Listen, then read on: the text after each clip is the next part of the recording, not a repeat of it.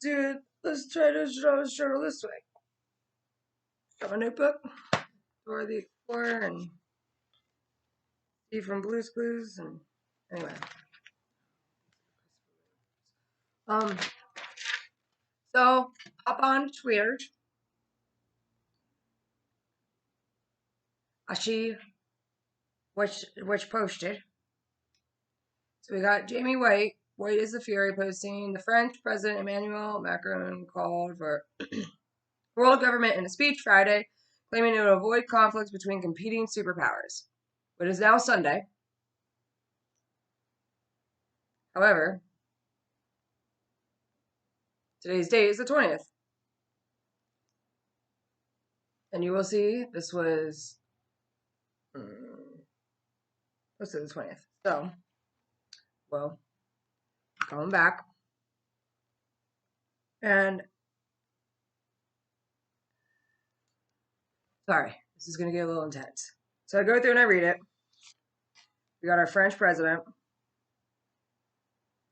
Write down my date so I don't forget. Emmanuel, which I would like to say is with an E, not an I, Emmanuel Garcia. I don't care that the CIA has an Emmanuel Church with an I beside it down in Quantico. It's EM. Like it was EM in Cumberland, Maryland, when the little white orb came down my throat after I was tripping down a Duke Creek Lake with Tess following. And he forgot he had kids. But anyway, the French president called for the world government in a speech Friday, claiming it would avoid conflicts between competing superpowers. We need a single world order, which we all know. Conspiracies working towards that. And he told the audience at the Asian Pacific Economic. So this wasn't even the world economic, this was the Asian Pacific. Are you on the US side or the China side? Macron asked rhetorically because now progressively a lot of people will like to see that there are two orders in the world. Which I will be watching the video on this in a moment. I like to do my notes first. This is a huge mistake even for both the USA and China, he added, comparing to the two superpowers, big elephants in the jungle. If you saw my post last night about how China owns all of our land out west, and if you buy any land out west, you have no mineral or oil rights, you would understand that we're not even an elephant compared to China. China literally owns our land, no matter our debt to them. And it was China that Bill Gates was sending the Chinese pangolinium to at the beginning of the COVID lockdown when they were making the COVID vaccine with the WHO organization. I already talked about that. We'll get into that another time if we have to. Like literally just look up the documentary. I feel that in my arm. Anyway.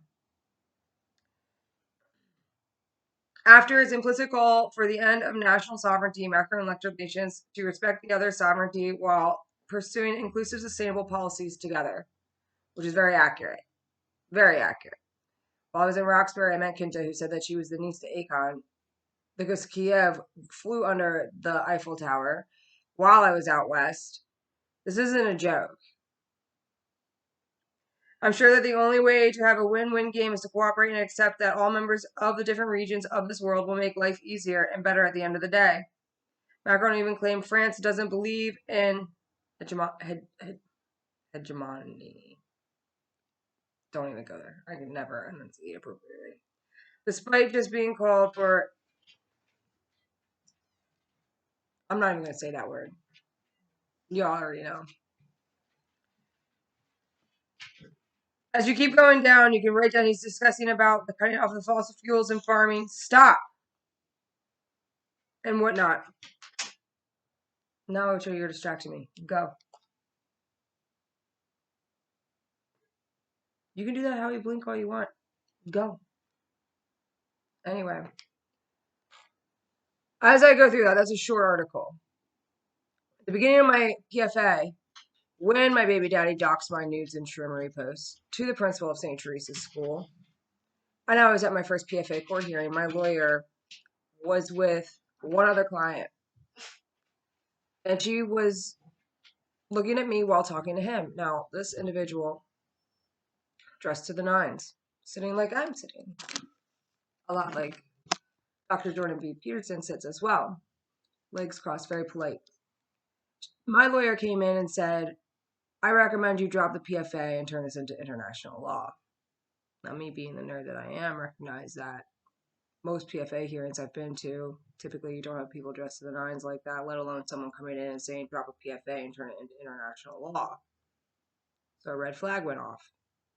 As I kept digging, that's when I discovered my baby daddy's John Just Fallen Plains phone trail.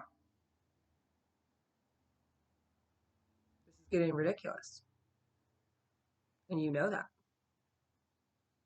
A single world order is not necessarily what's needed. What is needed is that people have to be able to sit down and peacefully have conversations again. We can't do that when the whole world doesn't understand the family history of what happened in the 80s.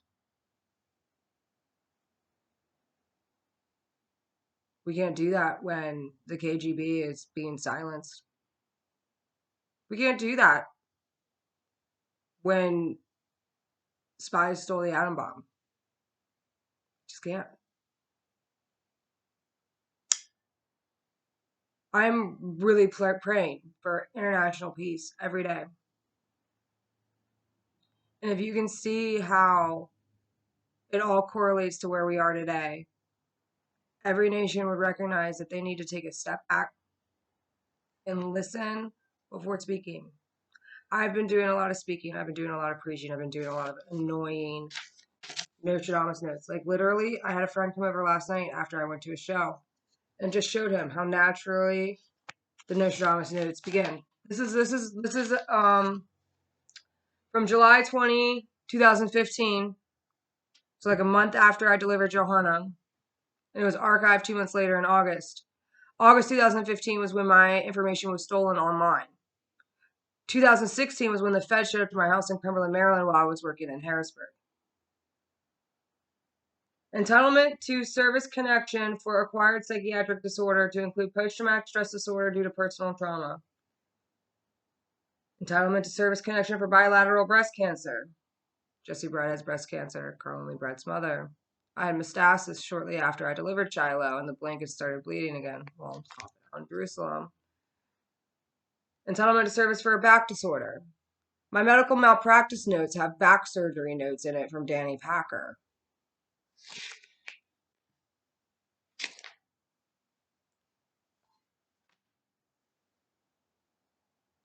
just need my lawyer to represent me to sue Holy Spirit for that false 302 Carly Molsky put me through in her Air Force One family. I need a lawyer to prove that it was Sterling's birthday instead of Shiloh's on the Kansas paperwork. The officer who has the PFA case, Officer Vickeroy, told me that I needed the Attorney General to represent me for how bad my case was, and they shooed me away. I guess that's when I should get rid of the PFA and turn it into international law. Especially considering John Just Fallen Plains is still free and he gets to see my children after he kidnapped me on May 12th, 2022, Tiffany Spittler's birthday. And I heard Jessie Spittler, her husband's talking a lot of bullshit on me too last night. From another Operation Mars friend. I'm really trying here. I get my kids back. And if y'all would rather get paid to let my kids go see a man that kidnapped me and also killed someone in a car accident in 2019, that's fucked.